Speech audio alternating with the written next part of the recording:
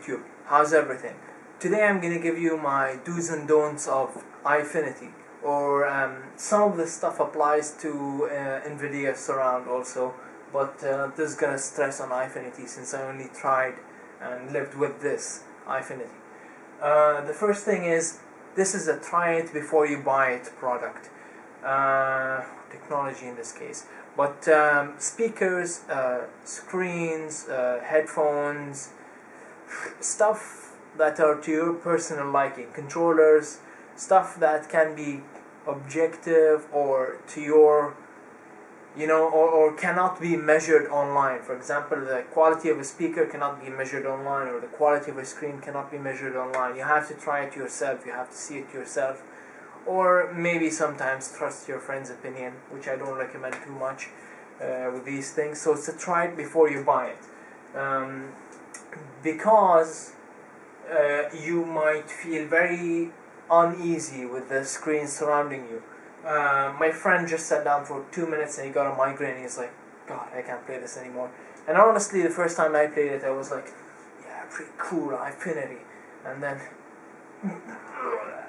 yeah, I got nausea, massive nausea. So this is a try it before you buy it. Not everybody will be able to tolerate the surround vision kind of thing with screens. It's very takes you off balance a bit. Now the second thing with this is I have a list here with a lot of things to discuss. Second thing here is, don't buy it if you're not technical. I'm telling you, do not buy it if you're not technical. If you are not a technical enthusiast, do not buy this. If you are like me and you're slightly crazy, then go ahead, buy it. Most games, unfortunately, do not kind of like outright support Nvidia or AMD with their surround technology. Some do. Some say, hey, Eyefinity, like Dirt 3 and Dirt 2, I believe Dirt 2, yes, and Hawks and a few games. But most of them will work, yes, but they do not support it. So, for example, even new games like Bulletstorm, look at how messed up that game looks in Eyefinity and Nvidia surround. It's pretty unplayable. You gotta tweak ionize, and sometimes the ionize are encrypted. Weird, yes. And you gotta go into technical, and some games you gotta download this widescreen fixer, and that's the case with Call of Duty and a lot of games. So you gotta be technical. That's the second point. Third point, it's desktop hell. When you're not playing Nvidia, when you're not playing surround, it's desktop hell. See, for example, this is a forum right here. All the posts are this side, and the reply button is this side. So you expect me to browse like this, and the center has a blank. As you can see, there's a blank. This side is the text, this side is the next page and reply and thread tools. Now what you gotta do is do this. No, it's not maximized to one screen, it's actually resized to fit one screen. Because once you set up Eyefinity, it's going to take this as one long monitor. And when you maximize anything, including full screen, some programs are going to screw up, and it's going to pop up on all three, and it's going to get cropped, and it's going to be messy as hell.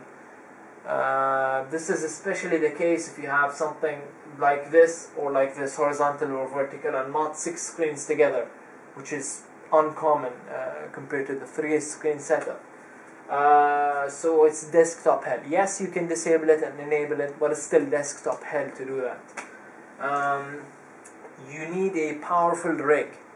Don't care about the graphics cards that say Eyefinity supported. Yes, Eyefinity supported is gonna run on the desktop, but once you run the game on maximum details or on high details, it's gonna lag as hell. And don't even bother with anti-aliasing with most cards. For example, I have the 6850. Don't bother with trying to max out everything with it's just the frames drop. So your rig has to be powerful, and I don't mean just the graphics card, the RAM. You're gonna need a lot of RAM. On the card and on your PC, the RAM, the CPU, everything has to be powerful. And expect your PC to be 3 times faster to being redundant if you keep using the Eyefinity, because within a year or two your rig will not be able to run Eyefinity and maximum settings on all games, whereas having one screen probably is going to last you much longer, and I can assure you that actually. Let's see, yes, the next step is like a buyer's guide kind of thing. Try and buy the same size. I bought a 27, 24, mistake, because then the images don't appear correctly, and if you buy different models you cannot do bezel management. If you buy, different sizes of screens, you cannot do bezel management in ATI at least. So it looks off. Buy the same size unless you're really tight on money. Then buy one main one and 2 smaller ones. Works.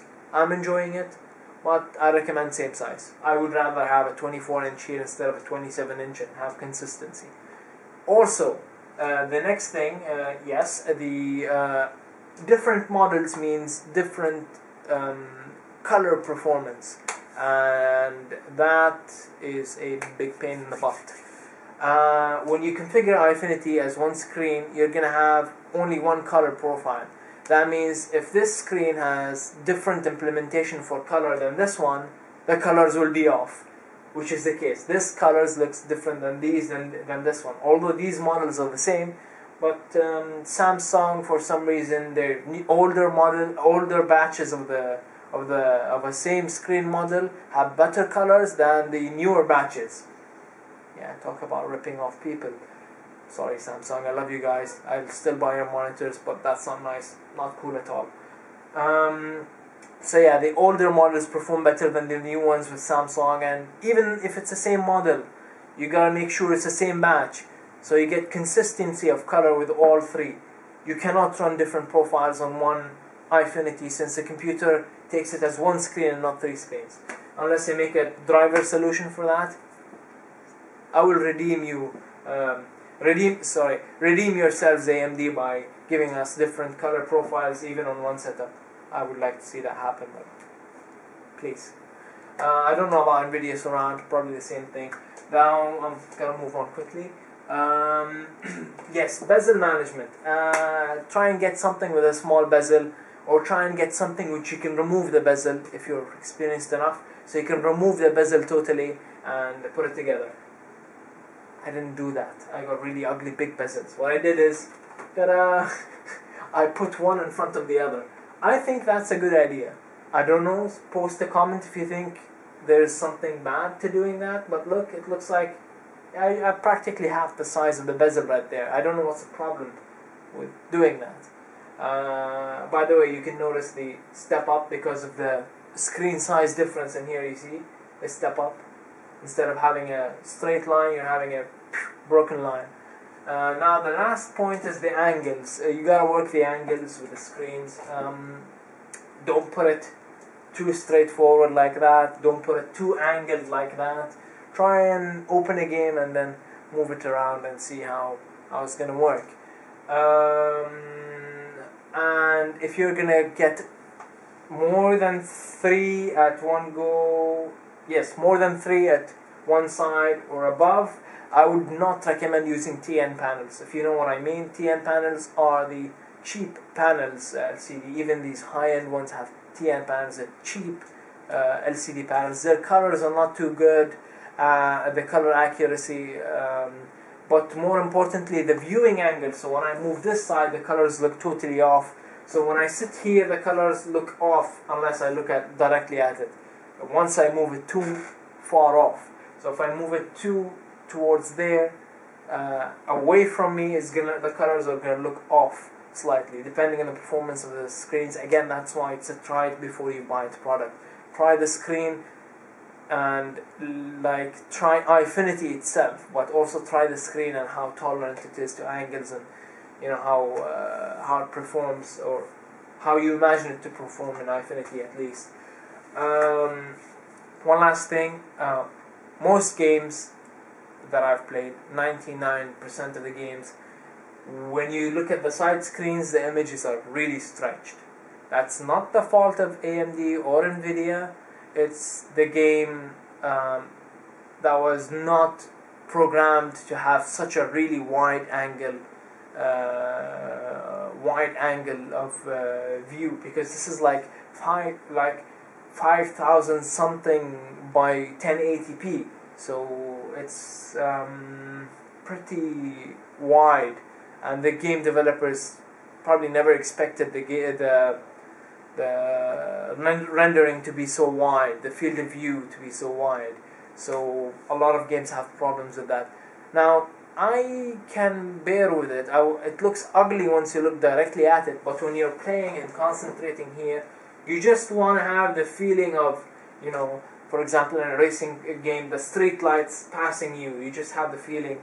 Or, for example, in a first-person shooter, someone walking there. I'm not going to do this when I see someone walking there. I'm going to turn around with my mouse, concentrate on the side. This is just for a glance. You never do this. If you do this, it's going to look ugly, honestly. It's just a glance on the side and a glance on the side with Eyefinity. Hopefully the issues are resolved. Really hoping for that. So is Eyefinity worth it? If you're and Nvidia surround, they both share a lot of the problems. No, unless you're really an enthusiast, and it does pay off. It does. The payoff is really good once it's set up and all, but it's just way too many things can go wrong.